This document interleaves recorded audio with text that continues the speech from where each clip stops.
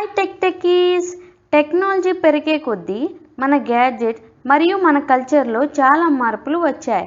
ఇంతకు ముందు కంప్యూటర్ ఒక రూమ్ సైజులో ఉండేది. దాన్ని డెవలప్ చేసుకుంటూ ఇప్పుడు మన హ్యాండ్ సైజులోకి డెవలప్ చేశారు. అలానే ఇంతకు ముందు స్టోరేజ్ డివైజెస్ చాలా బరువుగా మన ఇంట్లో ఉండే బీరువా సైజులో ఉండేవి.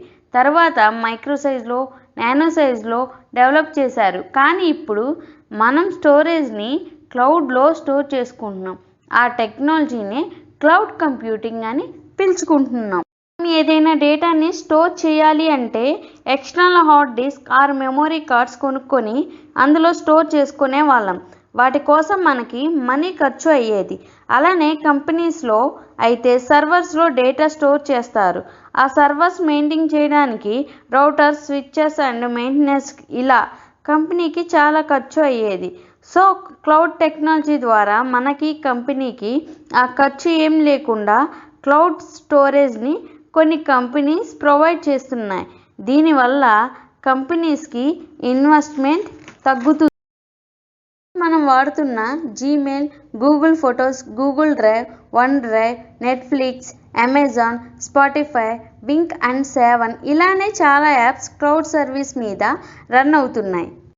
ఎప్పుడైనా ఆలోచించారా, మనం డౌన్లోడ్ అండ్ అప్లోడ్ చేసే డేటా మన మొబైల్లో స్టోర్ అవ్వకుండా ఆ డేటా ఎక్కడ స్టోర్ అవుతుంది? ఇప్పుడు ప్రపంచం మొత్తాన్ని ఇంటర్నెట్ అనేది తన గుప్పిట్లో పెట్టుకుంది. మనం ఏం చేయాలన్నా ఇంటర్నెట్ సాయం లేకుండా ఆ పని చేయలేం. Example, route map, food order, shopping, movie booking చేయాలన్నా మొత్తం ఇంటర్నెట్లోనే.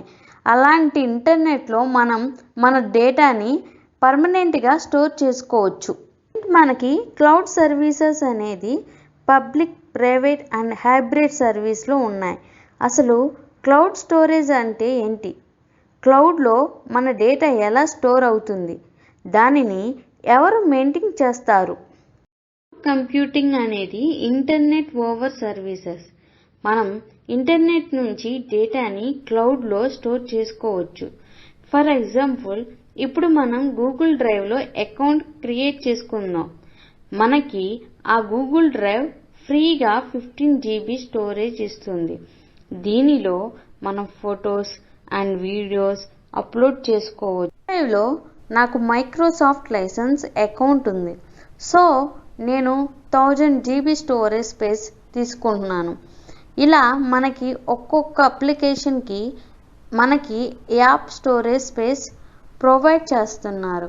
సో క్లౌడ్ సర్వీసెస్ మనకి ఫ్రీగా అండ్ మనీ పే చేసిన ప్రొవైడ్ చేస్తారు. క్లౌడ్లో మన డేటా ఎలా స్టోర్ అవుతుంది? ఫర్ ఎవ్రీ క్లౌడ్ సర్వీసెస్కి సపరేట్గా ఒక సర్వర్ టీం ఉంటుంది. ఆ టీం క్లౌడ్ డేటాని, సర్వర్స్ని ఫుల్ సెక్యూరిటీతో మెయింటైన్ చేస్తారు. ఇందులో మనకి public, private and hybrid services ఉన్నాయి. పబ్లిక్ క్లౌడ్ సర్వీసెస్కి మనం మనీ స్పెండ్ చేయాల్సిన పని లేదు. జస్ట్ మనం అప్లికేషన్లో ఒక అకౌంట్ని క్రియేట్ చేసుకుంటే చాలు. వాళ్ళే మనకి ఫ్రీగా క్లౌడ్ స్టోరేజ్ ఇస్తారు.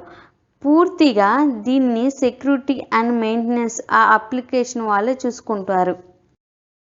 క్లౌడ్ సర్వీసెస్ మనం మనీ ఇచ్చి మనకి ఎంత స్టోరేజ్ కావాలో తీసుకుంటాం.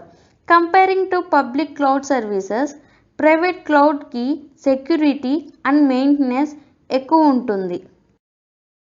Hybrid cloud mixing of private and public services.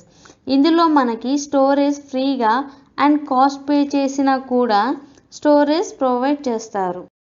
Friends, మీకు ఈరోజు క్లౌడ్ కంప్యూటింగ్ గురించి జస్ట్ ఇంట్రడక్షన్ ఇచ్చాను. సో మీకు ఈ వీడియో నచ్చినట్లయితే ఒక లైక్ అండ్ సబ్స్క్రైబ్ చేయండి.